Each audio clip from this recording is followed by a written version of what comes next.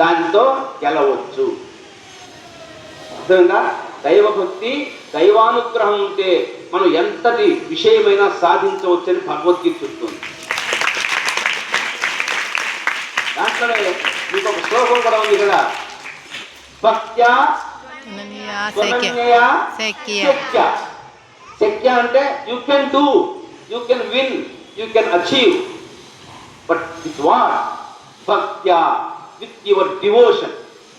నీలో ఉన్నటువంటి భక్తితో నువ్వు ఎంతటి లక్ష్యమైనా, ఎంతటి సాధనైనా, ఎంతటి టార్గెట్ అయినా యూ కెన్ అచీవ్.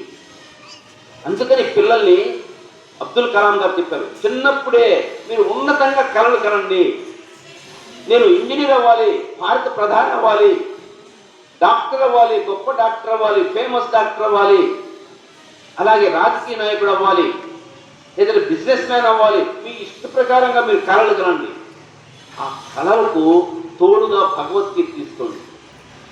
అప్పుడే మీ యొక్క విజయాన్ని ఇది దృఢీకరిస్తుంది, ఇది సాకారం చేస్తుంది. మీ కళల్ని సాకారం చేసేది భగవద్గీత.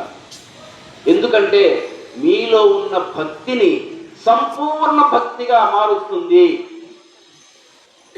మీలో భక్తి ఎలా ఉందంటే అరపర భక్తి. ఏదో అమ్మ చెప్పింది, నాన్న చెప్పాడు, బామ్మ చెప్పిందని చెప్పి నమస్కారం పెట్టుకుంటాం. ఏముందమ్మా ఇక్కడ భక్తి అని మనం తీసి పారేస్తూ ఉంటాం. అటువంటి సాధారణమైన భక్తిని అసాధారణ భక్తిగా మార్చగలిగేది భగవద్గీత. అర్థమైందా?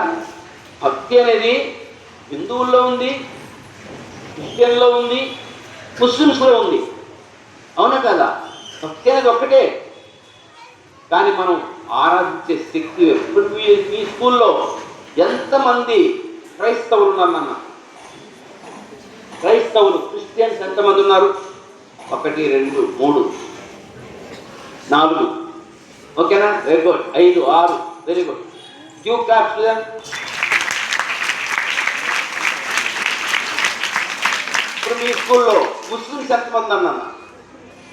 Very good. 1 2 3 4, just 20. Very nice.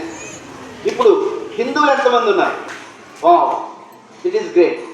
Good class. అందరికీ క్లాస్, ఓకేనా? ఇందా ఇప్పుడు నేను ఒక ప్రశ్న అడుగుతాను, మీ అందరు సమానం. భారతీయులు ఎంతమంది ఉన్నారు ఇక్కడ? భారతీయులు ఎంతమంది ఉన్నారు? భారతీయులు ఆల్మోస్ట్ ఆల్. అందరూ చేయెత్తాలి. This is the power of India. This is the power of great class. ఓకేనా? మరి ఆ భారతీయులు చదవదగ్గ గ్రంథమే భగవద్గీత. ప్రతి భారతీయుడికి భక్తి ఉన్నది. ఆ భక్తిని ఎంతగా అనన్య భక్తిగా తెలుసుకోవాలి. అనన్య భక్తి అనగానే మీలో ఒక శ్లోకం గుర్తు రావాలి.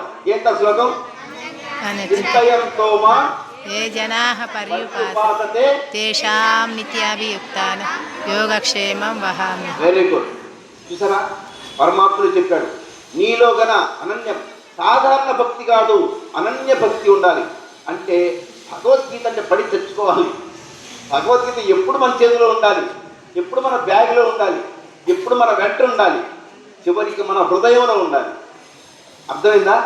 అలాంటి భక్తినే అనన్య భక్తి అంటాం.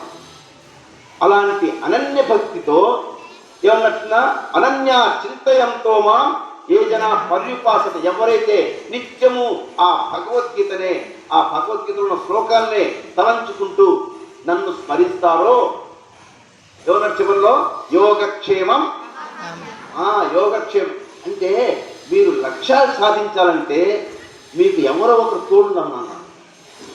అమ్మ, నాన్న, అన్న, అక్కయ్య, లేకపోతే బంధువులు, లేకపోతే గురువు గారు, ఎవరో ఒక తోడు ఉండాలి. ఎవరు తోడు లేకపోతే లక్ష్యం సాధించలేరా?